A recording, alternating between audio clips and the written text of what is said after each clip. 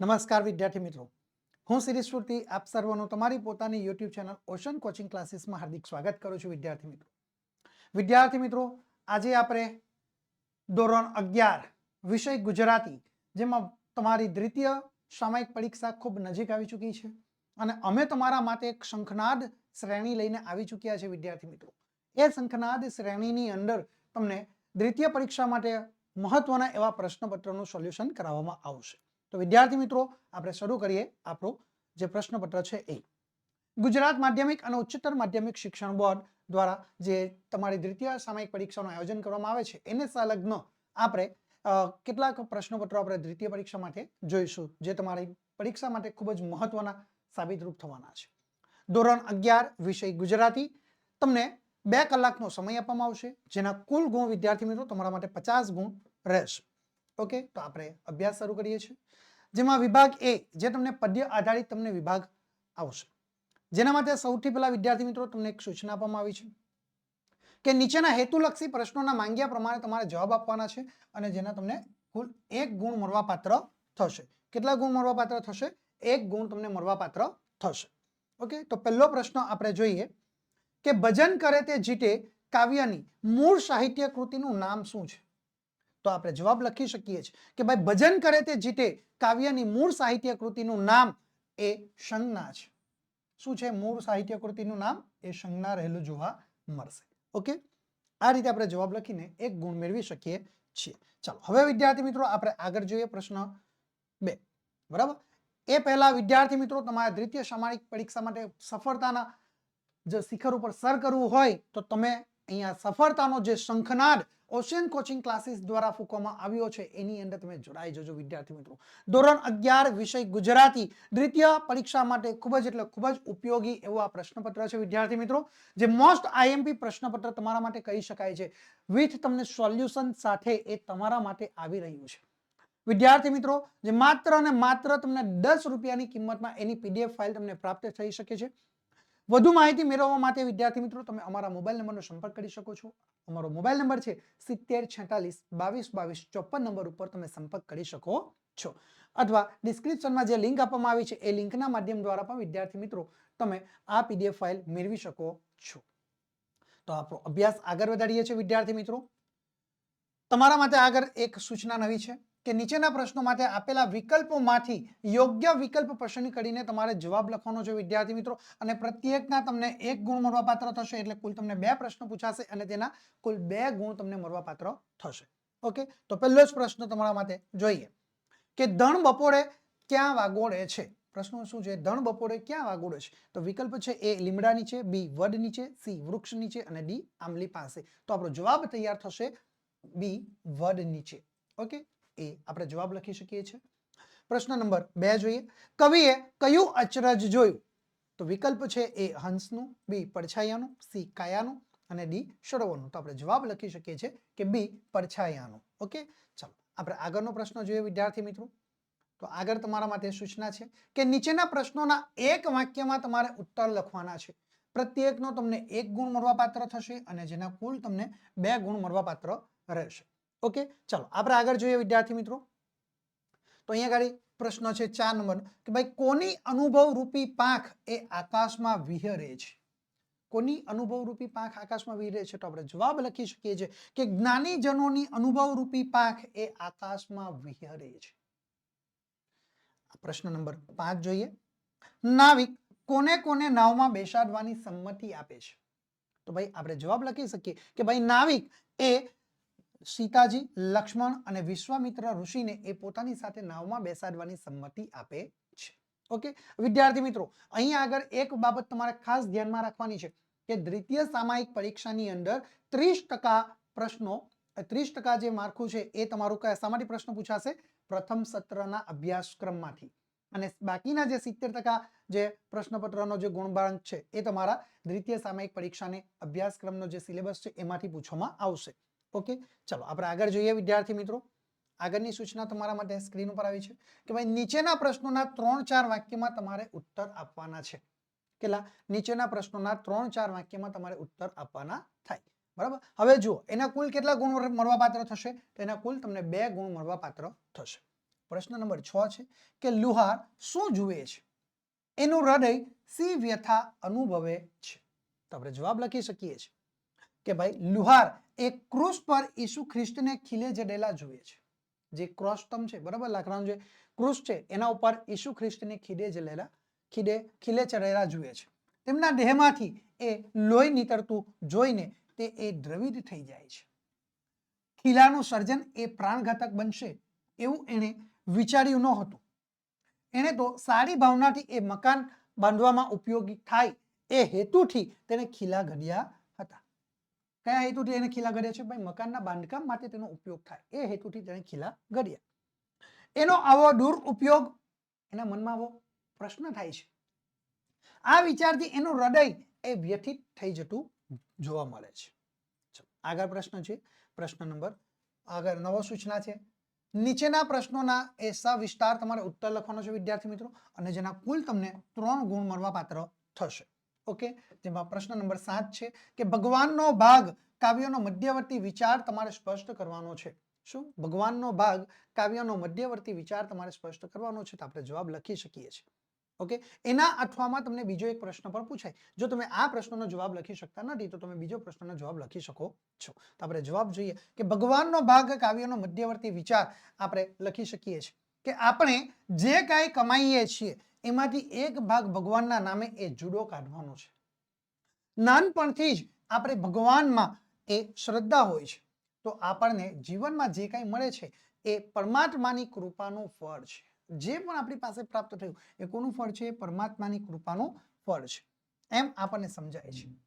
મોટા થઈ જીવનમાં ગમે તેટલું કમાઈએ, સુખ સાહેબીમાં એ જીવીએ, આપણી પાસે ગમે તેટલી ધન દોલત હોય, પણ કેવળ એ સ્વાર્થી ન બનીએ, આપણે સત્કાર્યો પાછળ ધન વાપરીએ, એ ભગવાનનો ભાગ છે. આપણે જે કંઈ પૈસા કમાઈએ છીએ એ કોની પાછળ વાપરવાના છે? એ સત્કાર્ય પાછળ વાપરશું. એ જ આપણા માટે સાચો ભગવાનનો ભાગ છે, આપણે એવું કહી શકીએ છીએ. ઓકે, હવે વિદ્યાર્થી મિત્રો એના અથવામાં, આ પ્રશ્નના અથવામાં તમને બીજો એક પ્રશ્ન પૂછાય, બરાબર, તમે એ પણ લખી શકો છો. ટૂંકમાં તમે સરળતાથી જે પ્રશ્નનો જવાબ લખી શકો છો એ જ પ્રશ્નનો જવાબ તમારે લખવાનો છે. પછી તમે અડધો જવાબ લખશો અને પાછું છેકી નાખો, ફરી પાછું બીજો પ્રશ્નનો જવાબ લખો, એ કામ તમારે કરવાની જરૂર નથી. ઓકે, ચાલો આપણે આગળ જોઈએ. એના અથવામાં બીજો પ્રશ્ન છે કે દશા અને દિશા વિશે કવિ શું કહેવું છે? દશા અને દિશા વિશે કવિનું શું કહેવું છે? તો આપણે જવાબ લખી શકીએ છીએ કે ભાઈ દશા અને દિશા વિશે કવિનું કહેવું છે કે માનવીના જીવનમાં કોઈ વાર માથી ગ્રહ દશા ચાલતી હોય ત્યારે તેનાથી તે વિચલિત થઈ જાય, તેનો ગુલામ થઈ જાય, તો તે ખુમારીપૂર્વક જીવન જીવી શકે નહીં. હકીકતમાં તેને જીવનની સાચી દિશાની એ જાણ નથી. આથી તે દશાને જ એ પૂંજે છે. દશા એટલે કે ભાગ્યને આધારે બેસી રહેવા કરતા ખુમારીપૂર્વક સાચી દિશા જાણી તે પુરુષાર્થ કરતો રહે, તો તે જીવનમાં એ સફળતા પ્રાપ્ત થાય છે. તો જ તેને જીવનમાં સફળતા પ્રાપ્ત થતી જોવા મળે છે. ઓકે, દશાના ભરોસે બેસી નહીં રહે, પોતાના પુરુષાર્થના બળે જે કામ કરે એને જ એ પુરુષાર્થ કરે, તો જ તે જીવનમાં એ સફળતાના શિખર ઉપર સર થાય, અન્યથા એ સફળતાના શિખરો સર કરી શકતો નથી. ચાલો હવે આપણે આગળ જોઈએ. વિદ્યાર્થી મિત્રો, આપણા માટે સ્ક્રીન ઉપર સૂચના આવી ગઈ છે કે ભાઈ વિભાગ બી, બરાબર, ગદ્ય વિભાગ છે. ઓકે, એ પણ તમને 20 ગુણનો પરીક્ષામાં પૂછાય. બરાબર, અહીંયા આગળ તમે જો વિભાગ બી જે છે, બરાબર, એ આપણે જોઈએ. સૂચના તમારા માટે આવી છે કે ભાઈ નીચેના હેતુલક્ષી પ્રશ્નોના માંગ્યા પ્રમાણે તમારે ઉત્તર લખવાના છે. બરાબર, અહીંયા જુઓ, કુલ તમને 1 ગુણ મળવા પાત્ર થશે એનો. બરાબર છે, માંગ્યા પ્રમાણે તમારે જવાબ આપવાનો છે, વિકલ્પ છે. તો આપણે જોઈએ પ્રશ્ન નંબર 8 કે ભારતીય તત્વજ્ઞાનનો કર્મ સિદ્ધાંત દર્શાવતી કઈ કૃતિ એ તમારા અભ્યાસક્રમમાં છે? બહુ જ મહત્વનો પ્રશ્ન છે વિદ્યાર્થી મિત્રો કે ભારતીય તત્વજ્ઞાનનો જે કર્મનો સિદ્ધાંત દર્શાવતી કઈ કૃતિ આપણા અભ્યાસક્રમમાં છે? તો આપણે જવાબ લખી શકીએ છીએ કે ભાઈ તપસ્વી સારસ્વત જે કૃતિ છે એ ભારતીય તત્વજ્ઞાનનો એ કર્મનો સિદ્ધાંત દર્શાવતી કૃતિ અમારા અભ્યાસક્રમમાં છે. ચલો આગળ સૂચના જોઈએ વિદ્યાર્થી મિત્રો કે નીચેના પ્રશ્નો માટે આપેલા વિકલ્પોમાંથી યોગ્ય વિકલ્પ પસંદ કરવાનો છે અને પછી જવાબ લખવાનો છે. પ્રત્યેકનો 1 ગુણ રહેશે, કુલ તમને 2 ગુણ મળવા પાત્ર થશે. ચલો પ્રશ્ન નંબર 9 જોઈએ. તો અધિકારને કેવા ભૂત લેવાનો અભરખો હતો? તો જવાબ અહીંયા આપણે લખીએ એ પહેલા વિકલ્પો છે એ જોઈએ કે ભાઈ એ લેધર શૂઝ, બી પારતી શૂઝ, સી રજવાડી શૂઝ અને ડી ચાઇનીઝ શૂઝ. તો આપણે જવાબ લખી શકીએ છીએ કે ભાઈ ડી ચાઇનીઝ શૂઝ. ઓકે, ચાલો પ્રશ્ન નંબર 10 જોઈએ વિદ્યાર્થી મિત્રો. અમુએ ભાઈને એના લગ્નમાં શી ભેટ આપી હતી? તો વિકલ્પ છે એ કૂકાની થેલી, બી સોનાની વીંટી, સી પાંચિકા નાખેલી એ મસરૂની કોથળી અને ડી પાંચિકા નાખેલી ચાંદીની કોથળી. તો આપણો સાચો જવાબ થશે સી પાંચિકા નાખેલી એ મસરૂની કોથળી. આ રીતે વિદ્યાર્થી મિત્રો તમે જવાબ લખીને તમે પૂરેપૂરા ગુણ મેળવી શકો છો. ચલો આગળનો પ્રશ્ન આપણે જોઈએ કે નીચેના પ્રશ્નોના એક વાક્યમાં તમારે ઉત્તર લખવાના છે. બરાબર, પ્રત્યેકનો 1 ગુણ છે, જેના કુલ તમને 2 ગુણ મળવા પાત્ર થશે. કેટલા ગુણ મળવા પાત્ર થાય છે? કુલ 2 ગુણ તમને મળવા પાત્ર થઈ જશે. તો આપણે જોઈએ 11 નંબરનો પ્રશ્ન કે શાસ્ત્રીજી કયા સાપ્તાહિકમાં કઈ 2 કોલમો ચલાવતા હતા? બરાબર, તો આપણે જવાબ લખી શકીએ કે ભાઈ શાસ્ત્રીજી એ પ્રજાબંધુ સાપ્તાહિકમાં જગતનું રાજકારણ અને સોદાગરની કિતાબ નામની 2 કોલમો ચલાવતા હતા. પરીક્ષા માટે ખૂબ જ મહત્વનો પ્રશ્ન છે વિદ્યાર્થી મિત્રો, ધ્યાન રાખજો. ચાલો 12 નંબરનો પ્રશ્ન જોઈએ. જમકુ અને જમન કેવો યજ્ઞ કરી રહ્યા હતા? તો આપણે જવાબ લખી શકીએ કે ભાઈ જમકુ અને જમન એ સંસાર રૂપી તપોવનમાં પરસેવો તપકાવીને એ પેટ ગુજારો કરવાનો એ યજ્ઞ કરી રહ્યા હતા. ઓકે, આ રીતે વિદ્યાર્થી મિત્રો તમે સાચા જવાબ લખીને માર્ક્સ મેળવી શકો છો. આગળની સૂચના તમારા માટે સ્ક્રીન ઉપર આવી ચૂકી છે, જોઈએ. નીચેના પ્રશ્નોના 3-4 વાક્યમાં તમારે ઉત્તર લખવાના છે, કોઈ પણ 2. પ્રશ્ન નંબર 13 જોઈએ કે ઈશ્વર પણ ઝીણા ભરવાડ જેવો એ સ્ટેચ્યુ કહેવામાં ઉસ્તાદ છે. આ જે વિધાન છે એ વિધાનને તમારે સમજાવવાનું છે વિદ્યાર્થી. ઓકે, તો આપણે જવાબ લખી શકીએ કે ઝીણો ભરવાડનો છોકરો હતો. એના લુગડામાંથી ગાય, ભેંસ અને બકરાની એ વાસ આવતી. એના નાકમાંથી એ લીત ટપક્યા કરતું. એ ગેટવાળી શેરીમાં રહેતો હતો. ઉછળકૂદમાં એનો કોઈ મુકાબલો કરી શકતું હતું નહીં. એટલો સ્ટેચ્યુ કહેવામાં એ ઝીણો ભરવાડ ઉસ્તાદ હતો. ઝીણો સ્ટેચ્યુ કહેવામાં એ ચંપર હતો. એના મિત્રોએ એને સ્ટેચ્યુ કહીને થીજાવી દેવાના અનેક પ્લાન કરેલા, અનેક યુક્તિઓ અજમાવી, પણ તેઓ એ સફળ થયા નહોતા, કારણ કે ઝીણો એ ચપર હતો, ખૂબ હોશિયાર હતો, એટલે એને સ્ટેચ્યુ કહેવું કોઈ કહી શકતું હતું નહીં. આ રીતે આપણે જવાબ લખી શકીએ છીએ. ચલો આગળ જોઈએ પ્રશ્ન નંબર 14. સૂચના છે નવી કે ભાઈ નીચેના પ્રશ્નોનો સવિસ્તાર તમારે ઉત્તર લખવાનો છે વિદ્યાર્થી મિત્રો. ઓકે, તો આપણે અહીંયા આગળ 14 નંબરનો પ્રશ્ન જોઈએ તમારા માટે કે રમણીકલાલના જીવનની પૂર્વાર્ધ અને ઉત્તરાર્ધની સ્થિતિનું તમારે વર્ણન કરવાનું છે. કુલ કેટલા ગુણ છે વિદ્યાર્થી મિત્રો? 3 ગુણ તમને એના મળવા પાત્ર થાય. 3 ગુણ જેટલો તમારે અહીંયા જવાબ લખવાનો છે. બરાબર, જ્યારે તમે જવાબ લખો ત્યારે પદ્ધતિસર તમારું લખાણ થવું જોઈએ, બહુ છેકછાક થવું જોઈએ નહીં, અક્ષરો સ્પષ્ટ અને સુંદર હોવા જોઈએ. ચલો આપણે જવાબ લખીએ. તો ભાઈ રમણીકલાલ એમના જીવનના પૂર્વાર્ધમાં એ સુખી હતા. 24 વર્ષની ઉંમરે તેઓ ફોરેસ્ટ ઓફિસર થયા હતા. તેમના લગ્ન થયા અને એક દીકરો અને દીકરી એમ 2 સંતાનના પિતા પણ તેઓ થયા હતા. તેમનું વઘઈમાં પોસ્ટિંગ થયું હતું. કઈ જગ્યા પર પોસ્ટિંગ થયું હતું? વઘઈમાં તેમનું પોસ્ટિંગ પણ થયું હતું. તેમને રહેવા માટે સરકારી બંગલો, નોકર ચાકર અને ડ્રાઈવર સાથે જીપ જેવી સુવિધા પણ તેમને પ્રાપ્ત થઈ હતી. તેમણે નોકરી દરમિયાન શાકના 2 નંબરના ધંધામાં પુષ્કળ કમાણી કરી હતી. જુવાનીના જોશમાં તેઓ એ ત્યાંની આસપાસની પ્રજા પર એ ધાક જમાવવા જીપ લઈને નીકળતા અને સૌને પોતાનો વટ બતાવતા હતા. સ્વાભાવિક છે કે ભાઈ સરકારી અધિકારી છે, એમની પાસે નોકર ચાકર, ડ્રાઈવર, જીપ તમામ સુવિધા સરકાર તરફથી એમને પ્રાપ્ત થાય છે, એટલે એ પોતાનો વટ જમાવવા માટેનો એ પ્રયત્ન તો કરે છે. પેરેગ્રાફ પાડીને લખવાનું. પરંતુ રમણીકલાલનું ઉત્તરાર્ધ જીવન અત્યંત એ કરુણાજનક રહ્યું છે.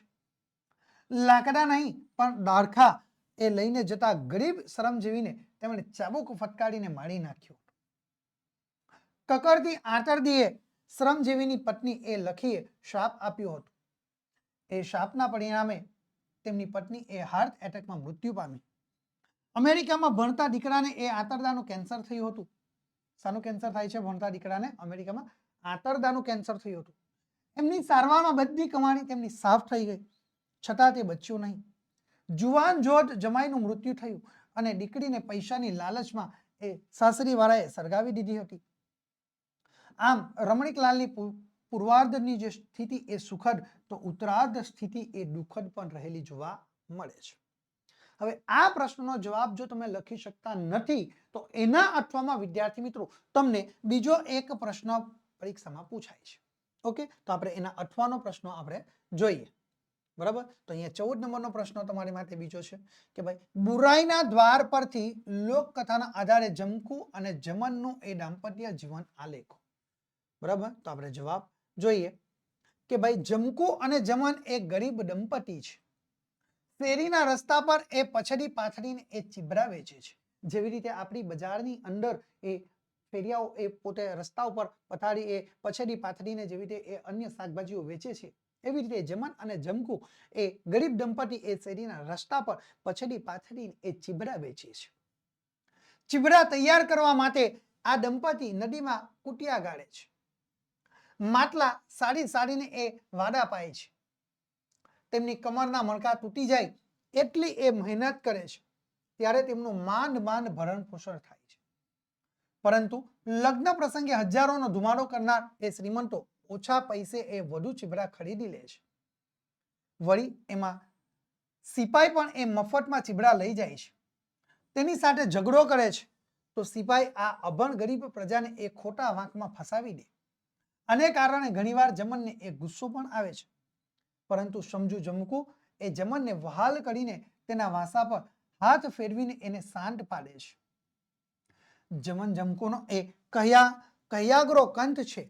જમનને ચીબરા વેચવા માટે કેવી રીતે લલકારીને ગ્રાહકને આકર્ષવા એ નથી આવડતું. એટલા માટે એ ભૂંડા જીભ જ એ હલાવતા નથી એમ ઠપકો દેતી એ જમકુ તેને શીખવાડે છે કે આ સાકરિયા મેવા એ આ મધના ઘડા લઈ જાઓ, અમૃતના મેવા લૂંટી જાઓ, લ્યો બોલો એમ પતિ પત્નીમાં એ વિચાર ભેદ છે. છતાં એ ચીબરા વેચવા, સાંજ પડતા જ બધું સંકેલી લેવા જેવા એ તમામ કામો આ દંપતી એ હળીમળીને એ કરે છે. તમામ પ્રકારના જે કામો છે એ પતિ પત્ની બંને જણ એક સાથે ભેગા મળીને હળીમળીને એ કામ કરતા જોવા મળે છે. પત્ની અને બાળકનો એ વિચાર કરીને જમન એ મેરકાની તોડીમાં એ ભરવાનો વિચાર પડતો મૂકે છે.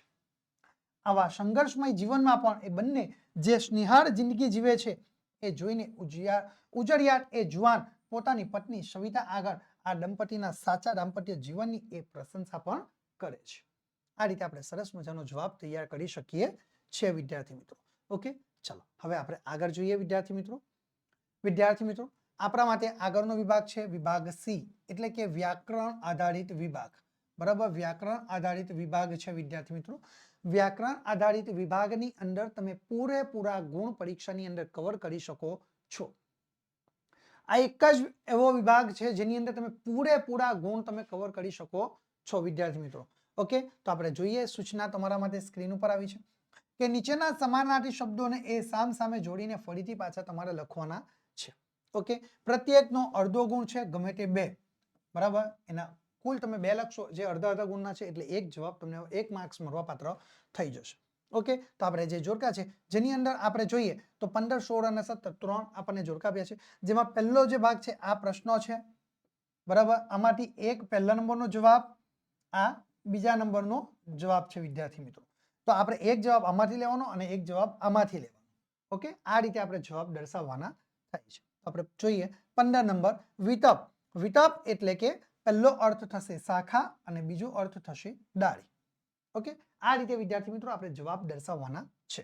ઓકે, ચલો 16 નંબર જોઈએ તો ભાંડુ. તો ભાંડુનો અર્થ શું થાય? તો ભાઈ પહેલો અર્થ થશે ભાઈ અને બીજો અર્થ થશે ભાંડરદા.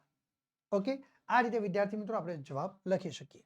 અને 17 નંબરનો જે ત્રીજો અહીંયા સમાનાર્થી શબ્દો છે તેનો અર્થ થશે મેદની. મેદનીનો અર્થ થાય છે, પહેલો અર્થ થશે ભીડ અને બીજો અર્થ થશે ટોળ. તો આ રીતે વિદ્યાર્થી મિત્રો તમે જોડકા જોડશો એટલે તમને 2 તમારા સાચા થાય એટલે તમને 1 ગુણ મળવાપાત્ર થઈ જાય છે. ઓકે, તો આ રીતે તમારે જવાબ લખવાના રહેશે. ચલો હવે આપણે આગળ જોઈએ વિદ્યાર્થી મિત્રો. આગળની સૂચના તમારા માટે સ્ક્રીન ઉપર છે.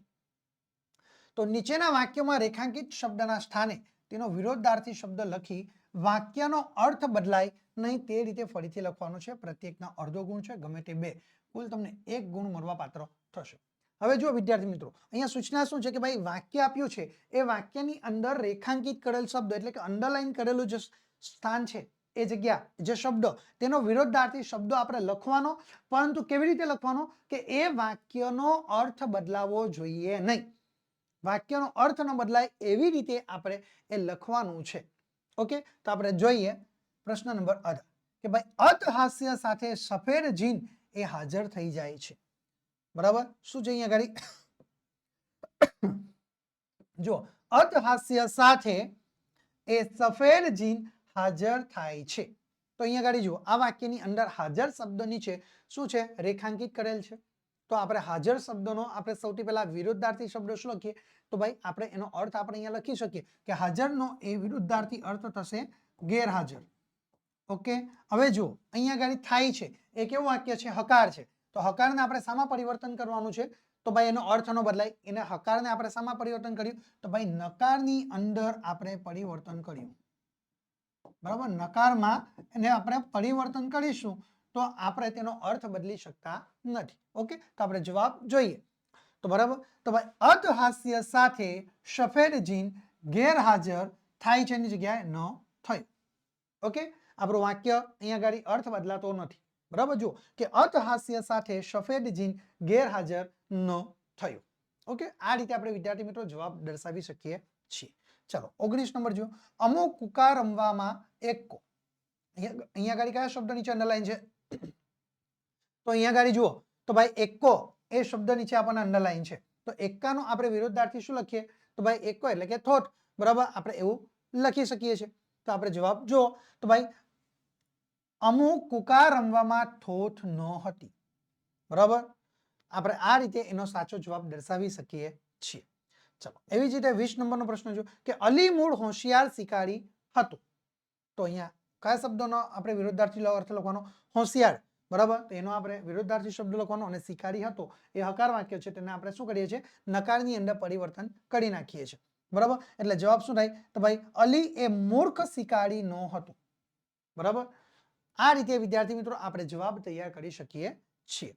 ચાલો આપણે આગળ જોઈએ વિદ્યાર્થી મિત્રો. તો અહીંયા બીજો પ્રશ્ન અહીંયા સૂચના છે તમારા માટે કે નીચેના શબ્દ સમૂહ માટે એક શબ્દ તમારે લખવાનો છે. પ્રત્યેકનો અડધો ગુણ છે.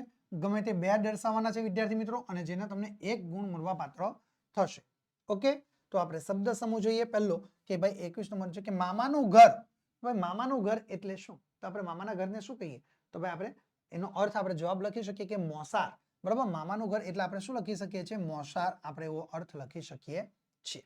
બરાબર, ચાલો એવી જ રીતે 22 નંબરનો પ્રશ્ન જો આગળનો કે ભાઈ રસ્તામાં તરસ્યા મુસાફરોને પાણી પીવાની એ ધર્મદા જગ્યા.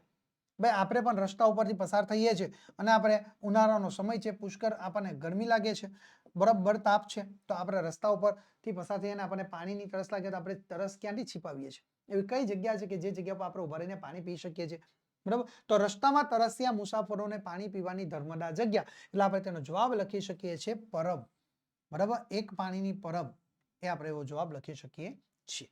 ચાલો 23 નંબર જોઈએ કે ભાઈ મૃત્યુ સામાની ચીચિયારી. બરાબર, મૃત્યુ સમયની.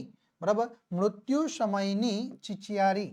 બરાબર, મૃત્યુ સમયની ચીચિયારી.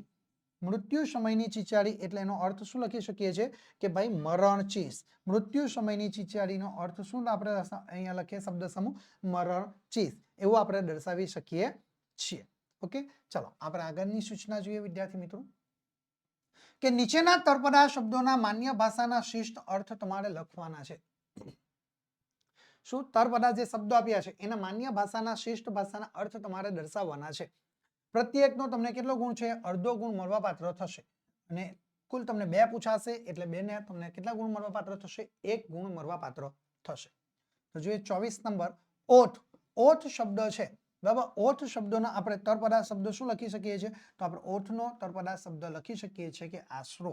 બરાબર, ઓઠ એટલે શું? તો આશરો એ આપણે તેનો જવાબ દર્શાવી શકીએ છીએ. ઓકે, ચાલો ત્યાર પછી જોઈએ 25 નંબર કે હાંભરે. હાંભરે શબ્દનો અહીંયા તળપદા શબ્દનો માન્ય ભાષાનો શિષ્ટ અર્થ આપણે શું લખી શકીએ છીએ? તો આપણે લખી શકીએ છીએ કે સાંભળે એ તેનો આપણે શિસ્ત ભાષાનો અર્થ આપણે લખી શકીએ છીએ.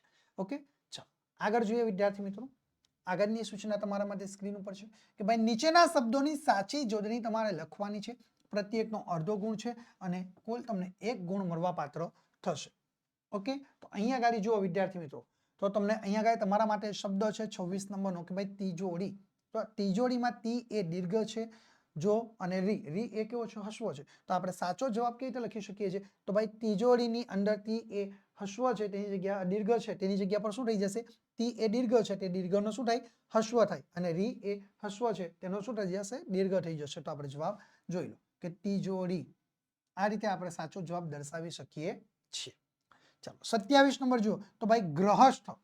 ગ્રહસ્થ, બરાબર. તો ગ્રહસ્થ એ જે જોડણી છે એ આપણે સાચી જોડણી કેવી રીતે લખી શકીએ? તો ભાઈ ગ્રહસ્થની જગ્યા પર ગૃહસ્થ એ આપણે સાચી જોડણી આપણે લખી શકીએ છીએ. બરાબર. તો આ રીતે વિદ્યાર્થી મિત્રો તમે સાચો જવાબ લખીને 1 ગુણ તમે મેળવી શકો છો. ચાલો આપણે આગળ સૂચના તમારા માટે આવી છે નવી કે ભાઈ નીચેના શબ્દોના અર્થભેદ લખવાના છે.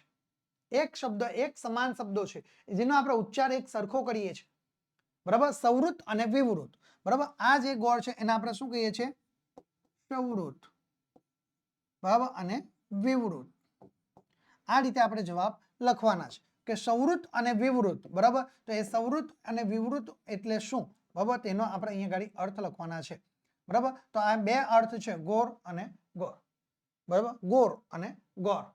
તો એક ગોળ એટલે શું? તો આપણે એ સર્કલ આપણે એવો અર્થ કરી શકીએ. અને બીજો ગોળ એટલે કે ખાવાનો જે મીઠો ગોળ છે, શેરડીના રસમાંથી જે તૈયાર કરવામાં આવે એ ગોળ. બરાબર. એ રીતે આપણે તેનો અર્થ લખી શકીએ છીએ. તો પહેલું જે ગોળ છે, બરાબર, એ ગોલક એટલે કે સર્કલ. બરાબર. આ રીતે તેનો આપણે અર્થ લખી શકીએ છીએ. અને બીજું જે ગોળ છે, બરાબર, એ ખાવાનો ગોળ. બરાબર. જે શેરડીના રસમાંથી જે તૈયાર કરવામાં આવે એ ગોળ. બરાબર. એ રીતે આપણે તેનો અર્થ લખી શકીએ છીએ. ચાલો હવે આપણે 29 નંબરનો પ્રશ્ન જોઈએ. તો ભાઈ ચોરી અને ચોરી. બરાબર. ચોરી શબ્દનો અર્થ આપણે સૌથી પહેલા જોઈએ તો ચોરી એટલે કે તસ્કરી. આપણા ઘરમાંથી કોઈ ચોરી કરવા આવે ને બધી કિંમતી જે મૂલ્યવાન વસ્તુઓ લઈ જાય એ તસ્કરી કહેવાય.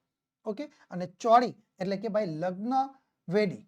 લગ્ન સમયે જે એ પૂજા જે ક્રિયા કરવામાં આવે છે, બરાબર, જે વિધિ કરવામાં આવે એ લગ્ન વેદી. બરાબર. એનો આપણે બીજો અર્થ આપણે લખી શકીએ છીએ. તો આ રીતે વિદ્યાર્થી મિત્રો તમને એક સમાન શબ્દ તમને રહેલો જોવા મળશે. એનો આપણે અર્થ ભેદ આપણને અલગ અલગ થતો જોવા મળે છે. ઓકે. તો આ રીતે તમે શબ્દના અર્થ તમે લખી શકો છો. ચાલો હવે વિદ્યાર્થી મિત્રો આપણે જોઈએ આગળની સૂચના કે ભાઈ નીચેના રૂઢિપ્રયોગનો અર્થ આપવાનો અને પછી વાક્યમાં પ્રયોગ કરવાનો છે. પ્રત્યેકનો અડધો ગુણ છે, કુલ તમને 1 ગુણ મળવા પાત્ર થશે. હવે વિદ્યાર્થી મિત્રો એક બાબત તમારા ધ્યાનમાં શું રાખવાની છે? તો સૌથી મહત્વની છે કે ભાઈ રૂઢિપ્રયોગનો અર્થ જ આપવાનો. ઘણા બધા વિદ્યાર્થી શું કરે? અર્થ જ આપે, વાક્યમાં પ્રયોગ કરે નહીં ને પછી પૂરેપૂરા માર્ક્સ માંગે, તો એ મળવા પાત્ર થશે નહીં. જો તમે ફક્ત અને ફક્ત રૂઢિપ્રયોગનો અર્થ લખો છો તો તમને 0.5 ગુણ તમને અહીંયા ગાડી મળવા પાત્ર થશે. બરાબર. 0.5 જ તમને મળવા પાત્ર થશે. બરાબર. એટલે 1ના 8માં 1 છે, તમારે 1 અહીંયા આપ્યો છે. બરાબર. તમારે 1 કમ્પલસરી તમારે લખવાનો છે. બરાબર. 1 શું કરવાનું છે? તમારે કમ્પલસરી તમારે લખવાનો છે. બરાબર. 1 લખશો એટલે તમને 1 ગુણ મળવા પાત્ર થશે. જો તમે ખાલી રૂઢિપ્રયોગનો અર્થ આપો તો તમને એના કેટલા ગુણ મળવા પાત્ર થાય? 0.5. અને વાક્ય લખો તો કેટલા મળવા પાત્ર થાય? 0.5. બરાબર. કુલ તમને 1 ગુણ તેનો મળવા પાત્ર થઈ જશે. ઓકે. આ રીતે વિદ્યાર્થી મિત્રો તમારે ધ્યાન રાખવાનું છે. તો અહીંયા જોઈએ તો ભાઈ પહેલો જ 30 નંબરનો જે પ્રશ્ન છે, તો પરસેવાનું ખાવું. આ જે રૂઢિપ્રયોગ છે એનો અર્થ આપણે શું લખી શકીએ છીએ? તો ભાઈ મહેનતનું ખાવું. એવો આપણે જવાબ એનો તૈયાર કરી શકીએ છીએ. બરાબર. શું તૈયાર કરી શકીએ છીએ? કે ભાઈ મહેનતનું ખાવું. બરાબર. પરસેવાનું ખાવું એટલે કે મહેનતનું ખાવું. આપણે એવો અર્થ લખી શકીએ છીએ. ચાલો હવે આપણે વાક્યમાં કઈ રીતે પ્રયોજન? વાક્યમાં જ્યાં પ્રયોજન કરીએ ત્યારે આપણે મહેનતનું ખાવું એ શબ્દ અર્થનો પ્રયોજન નથી કરવાનું, પરંતુ જે રૂઢિપ્રયોગ આપ્યો છે એનું જ આપણે વાક્યમાં પ્રયોજન કરવાનું છે. ઓકે. તો આપણે જોઈએ તો ભાઈ પરસેવાનું ખાવાની દાનત હોય તો ક્યારે એ ચોરી કરવાનું મન નહીં થાય. બરાબર. પરસેવાનું એટલે મહેનતનું ખાવાની જો દાનત હોય તો ક્યારેય ચોરી કરવાનું મન નહીં થાય.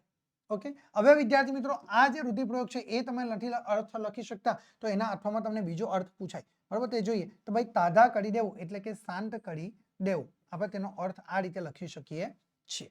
બરાબર. અહીંયા આગળ પણ જો આપણે મહેનતનું ખાવું એ અર્થ. હવે આપણે તાધા કરી દેવું એનો અર્થ થયો શાંત કરી દેવું. એનો વાક્યમાં પ્રયોજન જોઈએ શિક્ષકે તોફાન કરતા વિદ્યાર્થીઓને તાધા કરી દીધા. આ રીતે વિદ્યાર્થી મિત્રો આપણે સાચો જવાબ આપીને આપણે પરીક્ષાની અંદર પૂરેપૂરા ગુણ મેળવી શકીએ છીએ. ઓકે, ચાલો આગળની સૂચના તમારા માટે આવી ગઈ છે કે નીચેના પ્રશ્નોના કૌંસમાં દર્શાવેલ સૂચના પ્રમાણે લખવાનું છે. પ્રત્યેકનો 1 ગુણ છે, ગમે તે 3. બરાબર, તમને 4 વિકલ્પો, તમને અહીંયા પ્રશ્નો 4 વાક્યો આપેલા હશે. એ 4 માંથી તમે જે સરળતાથી જવાબ લખી શકો એ કોઈ પણ 3 વાક્યો તમારે લખવાના છે. બરાબર, જેના કુલ તમને 3 ગુણ મળવા પાત્ર થશે. ઓકે, તો 31 નંબરનું વાક્ય છે કે સાહેબ આ છોકરું સવાર ભૂખ્યું છે. સૂચના શું આપી છે કૌંસમાં તે જોવાની. ભાઈ સૂચના આપવામાં આવી છે કે ભાઈ વાક્યમાં પ્રત્યય સુધારીને લખવાનું. તો હવે આ વાક્યની અંદર જો કે ભાઈ વાક્યમાં પ્રત્યય સુધારો, તો સાહેબ આ છોકરું સવાર ભૂખ્યું છે. બરાબર, આપણે પ્રત્યય સુધારીને ફરી પાછું લખવાનું છે. તો આપણે શું લખી શકીએ છીએ? તો જો કે સાહેબ આ છોકરું સવારનું ભૂખ્યું છે. બરાબર, અહીંયા આગળ આપણે કયો પ્રત્યય ઉમેર્યો છે? નું. બરાબર, કયો પ્રત્યય ઉમેર્યો છે? નું. એ આપણો પ્રત્યય ઉમેરાય છે. તો આપણે જવાબ તૈયાર કરી શકીએ કે સાહેબ આ છોકરું સવારનું ભૂખ્યું છે. સવાર ભૂખ્યુંની જગ્યા પર શું કર્યું? સવારનું ભૂખ્યું છે. ચાલો ત્યાર પછી 32 નંબર જુઓ કે ભાઈ મારી નાની બહેનનું નામ તો અમૃતા પૂર્ણ વિરામ. સૌ એને અમુના વહાલ સોયા નામથી જ બોલાવતા. અહીંયા આગળ જુઓ, આ એક પહેલું વાક્ય છે અને આ બીજું, સૌ એને અમુના વહાલ સોયા નામથી જ બોલાવતા. આ બીજું વાક્ય. બરાબર, હવે સૂચના શું આપી છે કે વાક્યમાંથી સંયોજક શોધીને તમારે લખવાનું છે. આ સૂચના તમારે ધ્યાનમાં રાખવાની. તો સૂચના પ્રમાણે આપણે જવાબ શું તૈયાર કરી શકીએ? તો આપણે જુઓ જવાબ કે ભાઈ મારી નાની બહેનનું નામ તો અમૃતા, પણ એ આ શું થયું છે? પણ એ આપણું સંયોજક થાય. પણ સૌ એને અમુના વહાલ સોયા નામથી જ બોલાવતા. બરાબર, આ રીતે વિદ્યાર્થી મિત્રો આપણે સંયોજકનો ઉપયોગ કરીને આપણે જવાબ તૈયાર કરી શકીએ છીએ. અને છેવટે કૌંસની અંદર આપણે ઉલ્લેખ કરવાનો કે સંયોજક તરીકે આપણે કહ્યું છે સંયોજક, પણ એ આપણું સંયોજક રહેલું જોવા મળે છે. ઓકે, તો આ રીતે વિદ્યાર્થી મિત્રો તમે સાચો જવાબ દર્શાવી શકો છો. ચાલો 33 નંબરનું વાક્ય જોઈએ કે 14 ભુવનનો સ્વામી આવે અલ્પ વિરામ ચપટી ધૂળની પ્રીતિ. હવે કૌંસમાં સૂચના શું આપી છે એ વાંચો કે ભાઈ વાક્યમાંની વિભક્તિનો પ્રકાર ઓળખાવવાનો છે. તો ભાઈ કયા શબ્દ નીચે અંડરલાઈન છે? ભવનનો, ભુવનનો. બરાબર, એ શબ્દ નીચે અંડરલાઈન છે.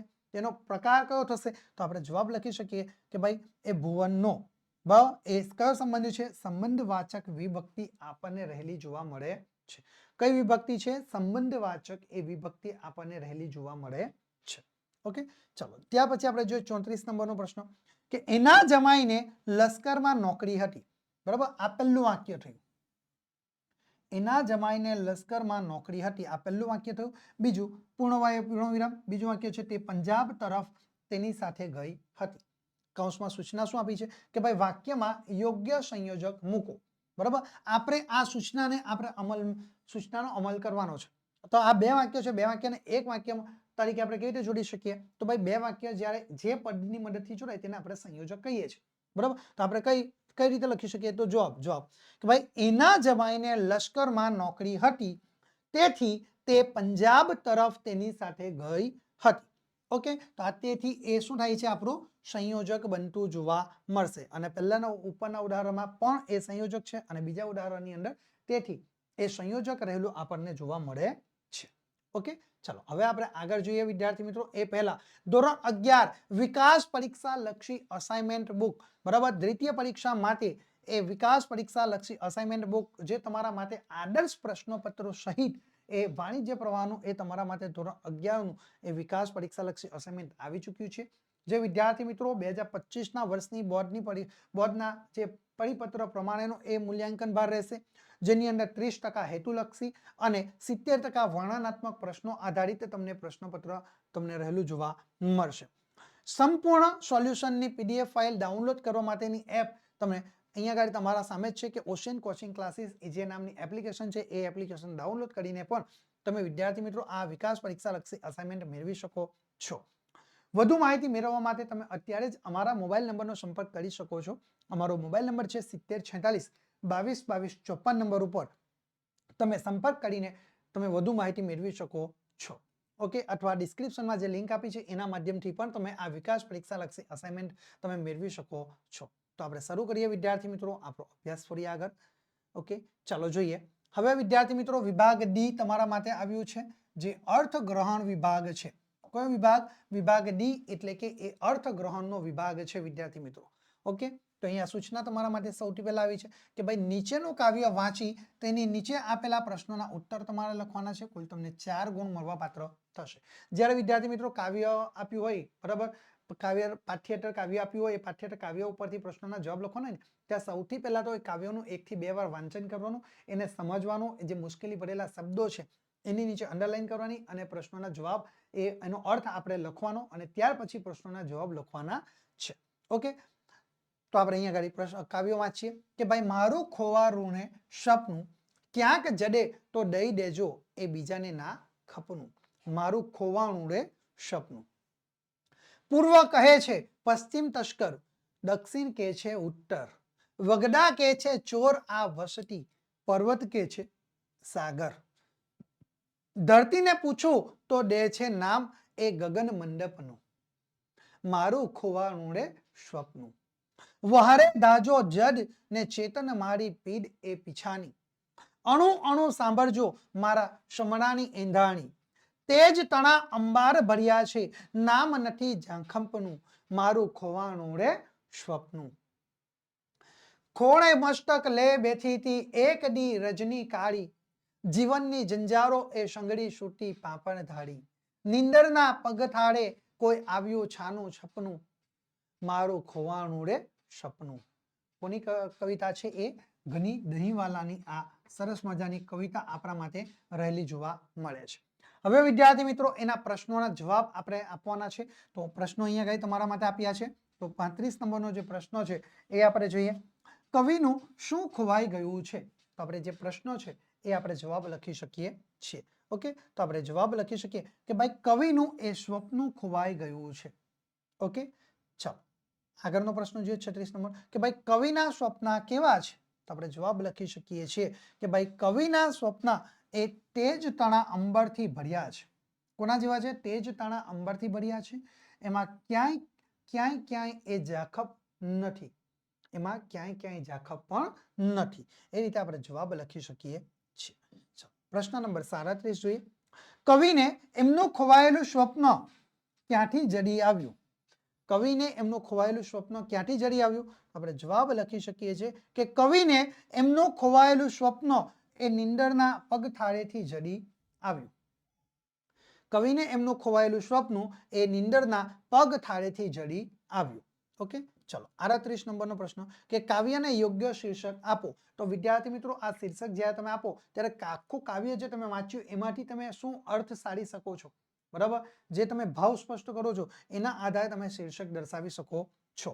તમારી મૌલિકતાનો ઉપયોગ કરવાનો છે. ઓકે, તો આપણે જવાબ લખી શકીએ કાવ્યનું શીર્ષક કે ખોવાણું રે સ્વપ્નું.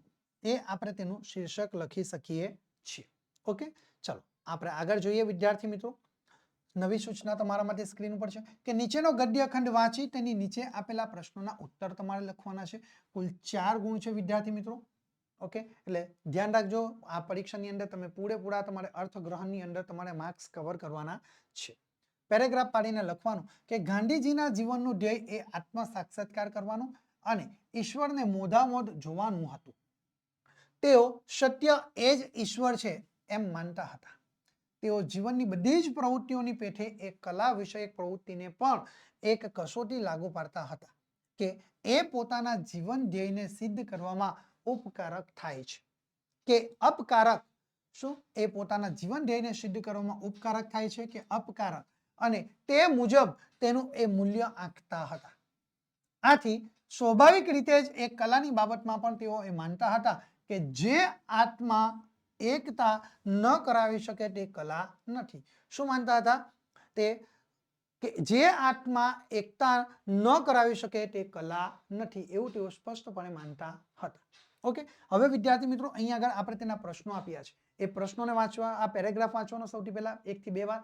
એ પેરેગ્રાફ વાંચ્યા પછી આપણે તે પ્રશ્નોનો જવાબ આપણે એનો મેળવવાનો પ્રયત્ન કરો. જે મુશ્કેલી ભરેલા શબ્દો છે તેની નીચે અંડરલાઈન કરો, એના અર્થ લખી લો અને પછી જવાબ લખવાનો. તો આપણે જોઈએ ગાંધીજીના મતે જીવનનું ધ્યેય શું હતું? પહેલો જ પ્રશ્ન તો આપણે અહીંયા આપ્યો છે. પહેલા જ વાક્યમાં જો ગાંધીજીના જીવનનું ધ્યેય એ આત્મ સાક્ષાત્કાર કરવાનું અને ઈશ્વરને મોધામોધ એ જોવાનું હતું. બરાબર, તો આપણે જવાબ લખી શકીએ છીએ કે ગાંધીજીના મતે જીવનનું ધ્યેય એ આત્મા સાક્ષાત્કાર કરવાનું અને ઈશ્વરને મોઢામોઢ જોવાનું હતું. બીજો પ્રશ્ન છે, ગાંધીજીની ઈશ્વર વિશેની શી માન્યતા હતી? તો અહીંયા આગળ જો શું માન્યતા હતી કે ભાઈ ઈશ્વરની બાબતમાં તેઓ શું માનતા હતા કે ભાઈ જો તેઓ સત્ય એ જ ઈશ્વર છે એમ માનતા હતા. બરાબર, તો આપણે ભાઈ જવાબ લખી શકીએ છીએ કે સત્ય એ જ ઈશ્વર છે એ ગાંધીજીની ઈશ્વર વિશેની માન્યતા રહી હતી. ઓકે, ચાલો 41 નંબરનો પ્રશ્ન છે કે ઉપકાર અને અપકાર શબ્દના અર્થ સ્પષ્ટ કરો. તો આપણે અહીંયા આગળ લખ્યું છે કે પોતાના જીવન ધ્યેયને સિદ્ધ કરવામાં ઉપકાર થાય છે કે અપકાર, અને તે મુજબ તેનું એ મૂલ્યાંકન આપતા હતા. તો આપણે લખી શકીએ છીએ કે ભાઈ ઉપકાર એટલે ઉપયોગી નીવડે તેવું. શું ઉપકાર એટલે શું? ઉપકાર એટલે કે ઉપયોગી નીવડે તેવું, અને અપકાર એટલે બિન ઉપયોગી કે હાનિકારક, એવો આપણે તેનો અર્થ લખી શકીએ છીએ. ઓકે વિદ્યાર્થી મિત્રો, ચાલો હવે આપણે 42 નંબરનો પ્રશ્ન છે કે ગાંધીજી કલાની બાબતમાં શું માનતા હતા? તો આપણે જવાબ લખી શકીએ કે ભાઈ ગાંધીજી કલાની બાબતમાં માનતા હતા કે આત્મા એ એકતા કરાવી શકે તે કલા નથી. બરાબર, આત્મા એકતા ન કરાવી શકે, બરાબર, આત્મા એકતા ન કરાવી શકે એ કલા નથી, એવું એ માનતા હતા. બરાબર, અહીંયા આગળ જો આપણો જવાબ છે, બરાબર, કે જે આત્મા એકતા ન કરાવી શકે તે કલા નથી.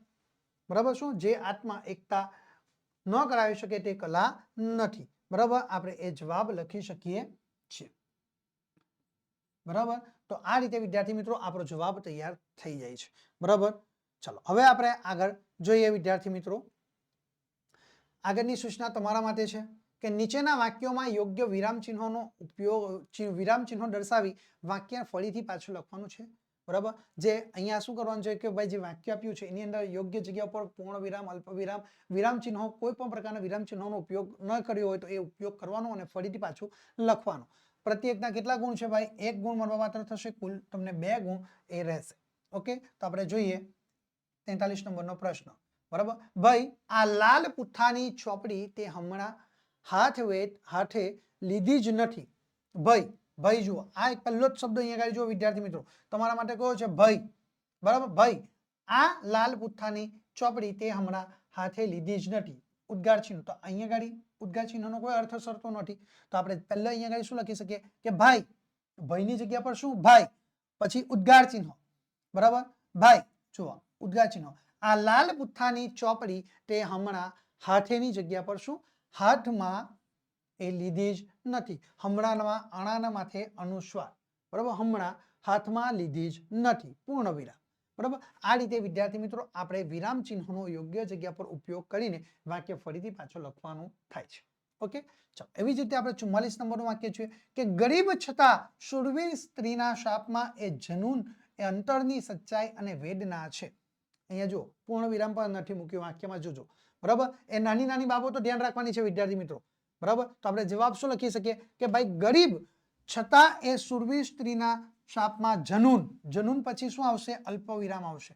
બરાબર, આવજો વિરામ ચિહ્ન એટલે અલ્પ વિરામ આવ્યું. બરાબર, ત્યાર પછી અંતરના સચ્ચાઈ અને વેદના છે. તો અહીંયા આગળ જો અલ્પ વિરામ, પૂર્ણ વિરામ નથી તો આપણે પૂર્ણ વિરામ મૂક્યું. તો બે જગ્યા ઉપર આપણે વિરામ ચિહ્નો દર્શાવ્યા. એટલે એ રીતે વિદ્યાર્થી મિત્રો વિરામ ચિહ્નો દર્શાવીને વાક્ય ફરીથી લખ્યા, જેથી કરીને આપણને 2 ગુણ પૂરેપૂરા મળવા પાત્ર થઈ જશે. ઓકે, ચાલો હવે આપણે આગળ જોઈએ વિદ્યાર્થી મિત્રો સૂચના કે વિભાગ ઈ છે કે જે લેખન સજ્જતા છે. આ લેખન સજ્જતા એટલે કે આપણે પોતાની મૌલિકતાનો ભરપૂર માત્રાની અંદર ઉપયોગ કરવાનો અને આપણે જવાબ તૈયાર કરવાનો થાય છે. બરાબર, તો સૌથી પહેલા અહીંયા આગળ જો આપણે પ્રશ્નો છે 45 કે ભાઈ સૂચના શું આપી? તમારી શાળામાં યોજાયેલ એક વૃક્ષમાના નામે કાર્યક્રમનો આંખે દેખ્યો અહેવાલ આશરે 100 શબ્દોમાં તમારે લખવાનો છે વિદ્યાર્થી મિત્રો. બરાબર, હવે જો અહેવાલ આ અત્યારે વર્તમાન સમયને ધ્યાનમાં રાખીને અહેવાલ છે. બરાબર, કે ભાઈ અત્યારે કેમ્પેન શરૂ કરવામાં આવ્યું હતું થોડા સમય પહેલા કે ભાઈ એક વૃક્ષ પ્રત્યેક માતાના નામે એ આપણે વાવવાનું હતું. એના આધારે આપણે અહીંયા કઈ અહેવાલની અંદર આ પૂછ્યું છે. તો આપણે જવાબ લખી શકીએ છીએ. સૌથી પહેલા તો કયા સ્થળ આપણે કાર્યક્રમ કર્યો એ સ્થળ દર્શાવવાનું. એટલે આપણે અહીંયા આગળ જુઓ સુરત દર્શાવ્યું છે, અલ્પ વિરામ, તારીખ દર્શાવી કે ભાઈ 20/12/2024. ઓકે, ચાલો ત્યાર પછી આપણે અહીંયા આગળ શું લખવાનું છે? તો આપણે અહીંયા પેરેગ્રાફ પાડીને બરાબર આપણે લખવાની શરૂઆત કરવાની છે. બરાબર છે, પેરેગ્રાફ પાડીને આપણે લખવાની શરૂઆત કરવાની કે ભાઈ અમારી શાળામાં દર વર્ષે વૃક્ષારોપણ દિન એ ઉજવવામાં આવે છે. પરિણામે અમારી શાળાના પટાંગણમાં આજે 100 જેટલા વૃક્ષો એ ઊભા છે. પેરેગ્રાફ પઢો કે ભાઈ આ વર્ષે તારીખ 19/12 જો બરાબર અહીંયા ગાડી 19 તારીખ છે, કાર્યક્રમ જે દિવસે થયો તેના બીજા જ દિવસે આપણે અહેવાલ લખી શકીએ. એટલે આ વર્ષે તારીખ 19/12/2024 ના રોજ અમારી શાળામાં એ વૃક્ષારોપણ દિન ઉજવાયો હતો. સવારે 8 વાગ્યે બાળકો શાળાના મેદાનમાં ગોઠવાઈ ગયા હતા.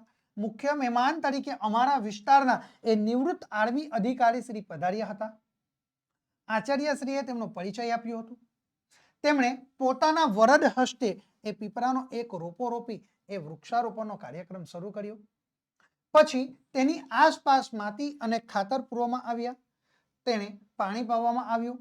અમે તાળીઓના ગડગડાટથી એ અમારો આનંદ એ વ્યક્ત કર્યો. અમે અમારી શાળામાં વૃક્ષારોપણ માટે તૈયાર કરેલા ખાડાઓમાં એ જુદા જુદા વૃક્ષોના છોડ રોપ્યા. ઓકે, આ રીતે લખવાનું. પછી આપણે પેરેગ્રાફ પાડીને લખવું હોય તો લખી શકીએ છીએ, બરાબર, અથવા ડાયરેક્ટ પણ આપણે લખી શકીએ કે દરેક છોડની આસપાસ નાની વાડ કરવામાં આવી હતી. દરેક વર્ગે 2 વૃક્ષોને સાચવવાની અને તેનો ઉછેર કરવાની જવાબદારી પણ સ્વીકારી હતી. ત્યારબાદ અમારી શાળાના પ્રાર્થના ખંડમાં એ સભા થઈ હતી. તેમાં મુખ્ય મહેમાને એ વૃક્ષોનું મહત્વ સમજાવતા કહ્યું કે વૃક્ષો આપણું જીવન છે. વૃક્ષો ધરતીની શોભા છે. વરસાદ લાવવામાં અને પ્રદૂષણ ઘટાડવામાં એ વૃક્ષોનો મોટો ફાળો આપણને રહેલો જોવા મળે છે. પછી અમારી શાળાના વિદ્યાર્થી પ્રતિનિધિએ વૃક્ષોનું જતન કરવાની અમારી પાસે એ પ્રતિજ્ઞા લેવડાવી. અમારા વર્ગ શિક્ષકે એ આભાર વિધિ કરી અને પછી નાસ્તો કરીને સૌ કોઈ પોતપોતાના ઘરે એ વિદાય થયા. આ રીતે આપણે વિદ્યાર્થી મિત્રો અહેવાલ લેખન કરી શકીએ છીએ. ઓકે, ચાલો આપણે આગળ જોઈએ. વિદ્યાર્થી મિત્રો નવી સૂચના છે કે નીચે આપેલા વિષયોમાંથી કોઈ પણ એક વિષય પર આશરે 200 શબ્દોમાં તમારે શું કરવાનું છે? નિબંધ તૈયાર કરવાનો છે. કુલ તમને એના 7 ગુણ મળવા પાત્ર થશે વિદ્યાર્થી મિત્રો, બરાબર. કોઈ પણ એક નિબંધ તમારે લખવાનો, તમને જે સારો નિબંધ લખી શકો એ જ તમારે દર્શાવવાનો છે. ઓકે, તો 46 નંબરનો નિબંધ જોઈએ કે ભાઈ વિજ્ઞાન એ વરદાન કે અભિશાપ. ઓકે, સૌથી પહેલા આપણે એના મુદ્દાઓ જોઈએ. તો ભાઈ પ્રસ્તાવના, વૈજ્ઞાનિકોની એ સિદ્ધિઓ, એની શોધ, વિજ્ઞાન વરદાન રૂપ ક્યારે બને, વિશ્વ માટે એ જોખમરૂપ અને ઉપસંહાર. આટલા મુદ્દાઓને ધ્યાનમાં રાખવાના અને પછી આપણે નિબંધ લેખન કરવાનું. તો આપણે સૌથી પહેલા પેરેગ્રાફ પાડીને લખવાની શરૂઆત કરવાની કે આદિકાળથી માનવી પોતાના બુદ્ધિનો ઉપયોગ કરીને એ અવનવી શોધો કરતો રહ્યો છે. આજ સુધીની શોધો તેને સતત કરેલા પ્રયોગો અને પરિશ્રમનું જ એક પરિણામ પણ રહેલું છે. ઓકે, ઈશ્વરે માનવીને બુદ્ધિ આપીને તેને બધા પ્રાણીઓમાં એ સર્વોપરી બનાવ્યો છે. માનવીએ દરેક ક્ષેત્રમાં અદ્ભુત શોધો કરી છે. રેલગાડી અને વિમાન જેવા વાહનોની શોધ વડે એ મુસાફરી એ ઝડપી કરી બનાવી છે. ટેલિફોન, તાર, ફેક્સ અને કોમ્પ્યુટર જેવા સાધનો વડે સંદેશાની આપ-લે એ ખૂબ ઝડપથી થઈ શકે છે. ટેલિવિઝનની શોધથી માનવી એ ઘરના ઓરડાઓમાં એ આરામથી બેસીને દેશ વિદેશના સમાચાર જોઈ અને સાંભળી પણ શકે છે. હવે તેને સિનેમા જોવા માટે એ થિયેટરમાં કે ક્રિકેટ જેવી રમતો જોવા માટે એ સ્ટેડિયમ પર જવાની જરૂર રહેતી નથી. આથી સમય, શક્તિ અને પૈસાનો એ આપણો બચાવ થાય છે. રેડિયો અને ટેપ રેકોર્ડર તેને મનોરંજન પણ પૂરું પાડે છે. કેલ્ક્યુલેટરની મદદથી માણસ અનેક પ્રકારની જટિલ ગણતરીઓ એ અત્યંત ઝડપથી અને એ ચોકસાઈપૂર્વક એ ગણતરીઓ કરી શકે છે. કોમ્પ્યુટરની મદદથી માનવી એ કલ્પનામાં પણ ન આવે એવા વિવિધ કામો એ કરી શકે છે અને અનેક પ્રકારની એ ચોક્કસ માહિતી પણ એ મેળવી શકે છે. વિજ્ઞાનની એ શોધોને પરિણામે આજે ગગનચુંબી ઇમારતો, પુલો, બંધો વગેરે બાંધવાનું એ સરળ બન્યું છે. સુંદર, સુગંધ, રંગબેરંગી અને ઝડપી છાપકામ થઈ શકે છે. ઔષધ ક્ષેત્રે થયેલી શોધોથી એ અસાધ્ય રોગોનો ઈલાજ આજે એ શક્ય બન્યો છે. હવે પીડા રહિત શસ્ત્રક્રિયા પણ કરી શકાય છે. વળી આજે તો શરીરના અંગો પણ આપણે બદલી શકીએ છીએ. શું કરી શકીએ છીએ? એ શરીરના અંગો પણ એ બદલી શકીએ છીએ, ટ્રાન્સપ્લાન્ટ કરી શકીએ છીએ. વિજ્ઞાનની મહાન શોધોમાં એ વીજળીની શોધને એ પાયાની શોધ કહી શકાય છે. વીજળીની મદદ વડે જ રેડિયો, ટીવી, ટેપ રેકોર્ડર, ઇસ્ત્રી, ઘરઘંટી, air conditioner, refrigerator, washing machine, પંખો, વિદ્યુત ટ્રેન, કોમ્પ્યુટર વગેરે એ કાર્યરત આજે આપણને રહેલા જોવા પણ મળે છે. પેરેગ્રાફ પાડીને લખવાનું કે આજે માનવીએ અવકાશી સંશોધનોમાં પણ હરણફાળ ભરેલી જોવા મળે છે. જેનું લેટેસ્ટ એક્ઝામ્પલ છે ચંદ્રયાન હતું, બરાબર. માનવીએ ચંદ્ર પર એ અવકાશયાન મોકલ્યા છે. તે ચંદ્રની માટીને ધરતી પર એ લાવ્યો છે. પૃથ્વીવાસી આજે મંગળ પર પણ એ અવકાશયાનો એ મોકલી રહ્યો છે. આપણા વિજ્ઞાનીઓએ એ અવકાશમાં કૃત્રિમ ઉપગ્રહો એ તરતા મૂક્યા છે. અણુબોમ્બ બનાવીને દેશની તાકાતમાં અનેક ગણો એ વધારો કર્યો છે. વિજ્ઞાનના અનેક ઉપકરણો છતાં એની બીજી બાજુ ઘણી બધી ભયાનક પણ આપણને રહેલી જોવા મળે છે.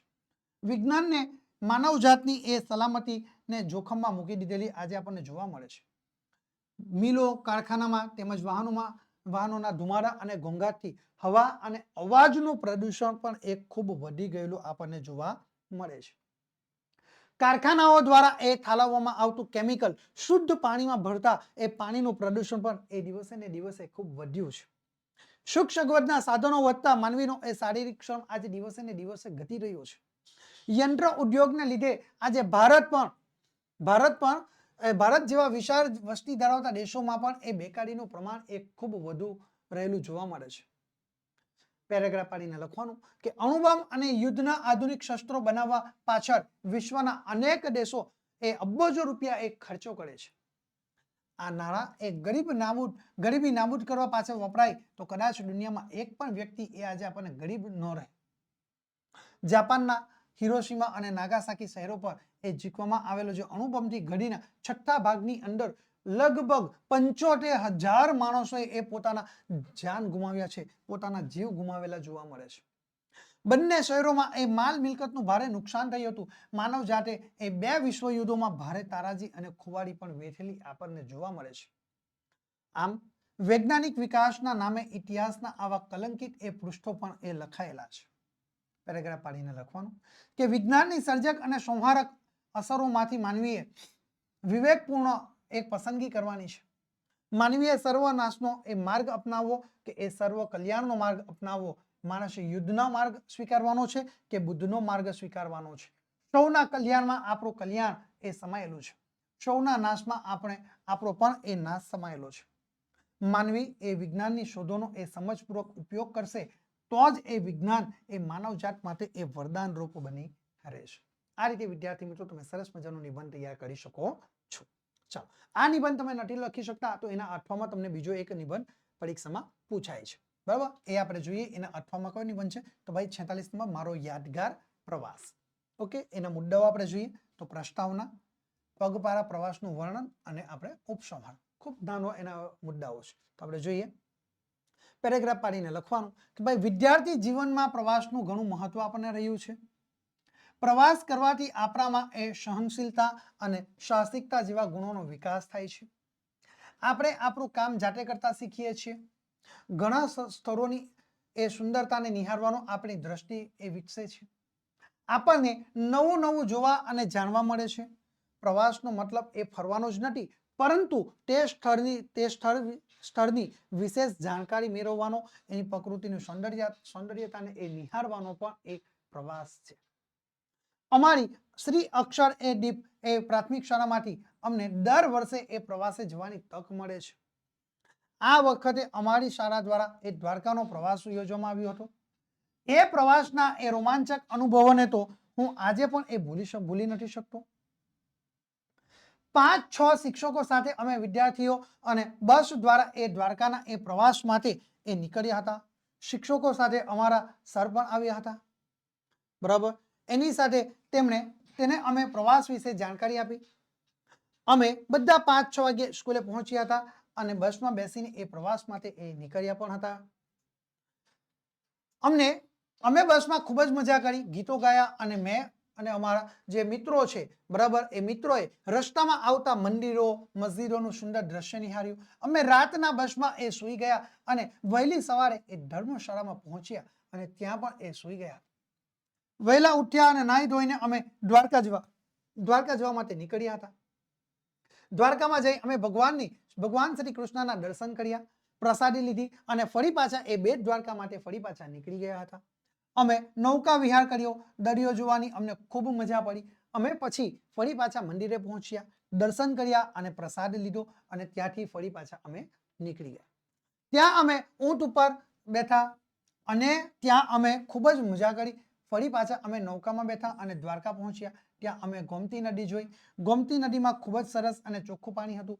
ત્યાં અમે ફોટા પાડ્યા અને પછી અમે બસમાં બેઠા અને ચોપાટી જવા માટે પણ ફરી પાછા નીકળી ગયા. ત્યાં અમારા સંચાલક શ્રીએ એ જમવાનું પણ રાખ્યું હતું. ત્યાં અમે પાઉંભાજી ખાધી, બરાબર, અલગ અલગ પ્રકારનો નાસ્તો કર્યો. ત્યાં ઘણી બધી એ રાઇડ્સની મજા પણ માણી હતી. ત્યાં અમે ગયા પછી અમે બસમાં એ બેઠા અને રાતના 11-12 વાગ્યાની આસપાસ સ્કૂલે ફરી પાછા આવી પહોંચ્યા હતા અને પછી અમે ઘરે ગયા. આ પ્રવાસમાં અમે ખૂબ જ મજા કરી. તેથી આ પ્રવાસ એ મારો યાદગાર પ્રવાસ બની જાય છે. આપણે પોતાની મૌલિકતાથી આપણે દરેક વિદ્યાર્થીએ પોતાના જીવનની અંદર એક પ્રવાસ એવો કરેલો હોય કે જે હંમેશા માટે તેને યાદ રહેતો હોય છે. એનું આપણે આલેખન કરવાનું છે. ઓકે, હવે એ પણ તમે નથી લખી શકતા તો એના અઠવામાં તમને બીજો એક નિબંધ પૂછાય છે, જે છે સ્વચ્છતા ત્યાં પ્રભુતા. જ્યાં સ્વચ્છતા ત્યાં પ્રભુતા. ઓકે, આપણે એ સ્વચ્છતા ત્યાં પ્રભુતા એ વિષયની ઉપર આપણે જોઈએ. બરાબર, સૌથી પહેલા એના મુદ્દા લખવાના છે. બરાબર, મુદ્દાઓ કયા છે તો જુઓ: પ્રસ્તાવના, સ્વચ્છતાનો આગ્રહ, મહત્વ જીવનમાં, મહત્વ, પછી જીવનમાં ફાયદાઓ, વર્તમાન જરૂરિયાત અને તેનો ઉપસંહાર. ઓકે, તો આપણે અહીંયા લખવાની શરૂઆત કરવાની છે પેરેગ્રાફ પાડીને. જીવનમાં સ્વચ્છતાનું ઘણું મહત્વ રહ્યું છે. જ્યાં સ્વચ્છતા ત્યાં સુંદરતા, જ્યાં સ્વચ્છતા ત્યાં પવિત્રતા, જ્યાં સ્વચ્છતા ત્યાં દિવ્યતા, જ્યાં સ્વચ્છતા ત્યાં તંદુરસ્તી. આ સૂત્રો આપણે જીવન આચરણમાં એ વણી લેવા જોઈએ. ગાંધીજીએ પણ એ સ્વચ્છતા ત્યાં પ્રભુતા સૂત્ર આપીને એ સ્વચ્છતાને એ ધર્મ સાથે તેમણે જોડી આપી છે. શરીરના આંખ, કાન, નાક, ચામડી, વાળ, નખ, દાંત વગેરે અવયવોને એ સ્નાન કરતી વખતે એ સ્વચ્છ કરવા જોઈએ. આપણા કપડાં પણ એ સ્વચ્છ અને સુઘડ હોવા જોઈએ. સ્વચ્છ શરીર અને કપડાં આપણા મનને એ સ્વસ્થ રાખે છે. આથી આપણું શરીર એ તાજગી અને ઉત્સાહનો એ અનુભવ પણ કરે છે. પેરેગ્રાફ પાડીને લખવાનું કે આપણે આપણા ઘરના બારી બારણા, ભોંયતળિયું, છત, દિવાલો, ઘરનું રાચરચીલું વગેરે એ નિયમિત સફાઈ પણ કરવી જોઈએ. ઘરની આસપાસનો વિસ્તાર પણ આપણે સ્વચ્છ રાખવો જોઈએ. ત્યારે આપણે ગંદકી કે એ કચરાના ઢગલા ન થવા દેવા જોઈએ. કચરાના ઢગલામાંથી એ દુર્ગંધ પણ એ પસરે છે અને જંતુઓ એ ધીરે ધીરે એ ઉત્પન્ન થવા લાગે છે.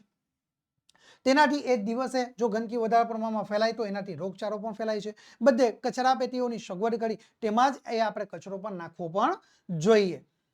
અને ત્યાર પછી આપણે ગામડાના લોકોમાં એક કેળવણીના અભાવે ખુલ્લામાં એ કુદરતી હાજતે જવું, ગમે ત્યાં થૂકવું વગેરેને કારણે ત્યાં પુષ્કળ પ્રમાણમાં ગંદકી થતી આપણને જોવા મળે છે.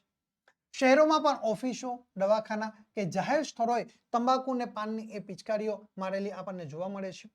આ આપણી સાંસ્કૃતિક દરિદ્રતા પણ રહેલી છે. ગાંધીજીએ સ્વચ્છતાને એક ખૂબ મહત્વ આપ્યું હતું. તેમણે સૌને એ સ્વચ્છતાના પાઠ શીખવ્યા હતા. આશ્રમવાસીઓ રોજ સવારે સમૂહમાં એ આશ્રમમાં સફાઈ કરતા. એમની સાથે ગાંધીજી પણ એ સફાઈની અંદર જોડાઈ જતા અને એટલા માટે તેમણે કહ્યું છે કે નઈ તાલીમ સફાઈ સે શુरू होती है સે જુનિયા હી એ શિક્ષક સૂત્ર આપણને આપેલું જોવા મળે છે. નઈ તાલીમ સફાઈ સે શુरू होती है, બરાબર, એ અહીંયા આગળ આપણને જે સૂત્ર છે એ પણ આપણને આપેલું જોવા મળે છે. શ્રમ શિબિરો અને સામૂહિક સફાઈ જેવા એ યજ્ઞ કાર્યમાં સૌ જોડાય એ મહત્વનું પણ રહ્યું છે. સ્વચ્છતા જાળવવાની જવાબદારી એ ગામડામાં પંચાયતોની અને શહેરોમાં એ સુધારાની હોય છે. એમાં લોકોનો એ સાથ સહકાર મળે અને તેઓ એ જાગૃત હોય તો જ એ સ્વચ્છતા જાળવી શકાય છે. અન્યથા આપણે સ્વચ્છતા જાળવી શકવાના નથી. વિદેશોમાં સ્વચ્છતા એ રાષ્ટ્રીય ચારિત્રનો એક ભાગ છે. આપણે એ વાત ક્યારે એ સમજીશું એ આપણા દરેકે વિચારવાનો પ્રશ્ન છે. આપણી સરકાર ટીવી, રેડિયો અને વર્તમાનપત્રો જેવા એ પ્રસાર અને પ્રચારના માધ્યમો દ્વારા એ લોકોમાં એ સ્વચ્છતા અંગે જાગૃતિ કેળવવા માટે ઘણા પ્રયત્નો કરે છે. સફાઈ ઝુંબેશ દ્વારા પણ એ લોક જાગૃતિ લાવી શકાય. ઠેર ઠેર સ્વચ્છતા વિશે સુંદર સૂત્રો લખાવીને પણ એ લોક જાગૃતિનું કામ કરી શકાય છે. આ રીતે વિદ્યાર્થી મિત્રો આપણે સરસ મજાનું અહીંયા આગળ આ નિબંધ લેખન કરી શકીએ છીએ, બરાબર, અને પરીક્ષાની અંદર પૂરેપૂરા ગુણ મેળવી શકીએ છીએ. વિદ્યાર્થી મિત્રો આજના આ વિડીયોની અંદર આપણે દ્વિતીય સામયિક પરીક્ષા માટે ખૂબ જ મહત્વનું હોય એવું એ પ્રશ્નપત્રનું આપણે શંખનાદ શ્રેણીનું પ્રશ્નપત્ર આપણે જોયું છે. વિદ્યાર્થી મિત્રો ફરી પાછા મળીશું એક નવા પ્રશ્નપત્ર સાથે. થેન્ક યુ વિદ્યાર્થી મિત્રો.